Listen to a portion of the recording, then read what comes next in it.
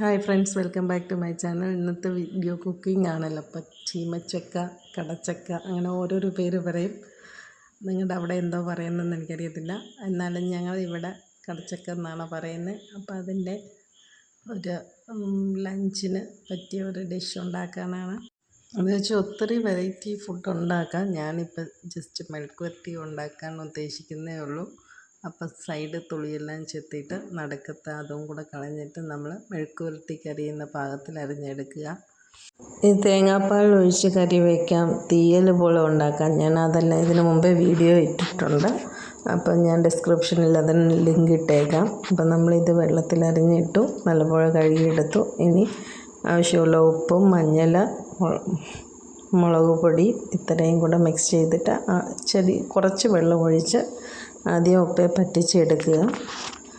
ഒത്തിരി വേവൊന്നുമില്ല, പെട്ടെന്നാകും. നമ്മൾ ഇടയ്ക്കിടയ്ക്ക് ഇളക്കി കൊടുക്കുക. അപ്പം ഞാൻ തവിയിട്ട് ഇളക്കാത്തത് അത് ഉടയാതിരിക്കാൻ വേണ്ടിയിട്ടാണ്.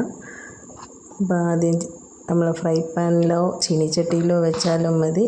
അപ്പം വെളിച്ചെണ്ണയാണ് ഒഴിക്കുന്നത്. അതിൻ്റെ കൂടെ കടുക് ഇടുക, കറിവേപ്പില ഇട്ട് കൊടുക്കുക.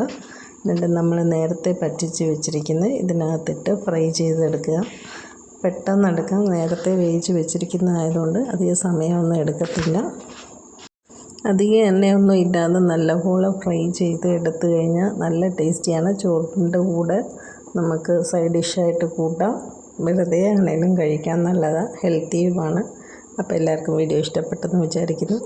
ഇഷ്ടപ്പെട്ടെങ്കിൽ ഒരു ലൈക്ക് ചെയ്യണേ, ഷെയർ ചെയ്യണം. Thank you for watching. Subscribe ചെയ്യാത്തവർ ചെയ്യണം.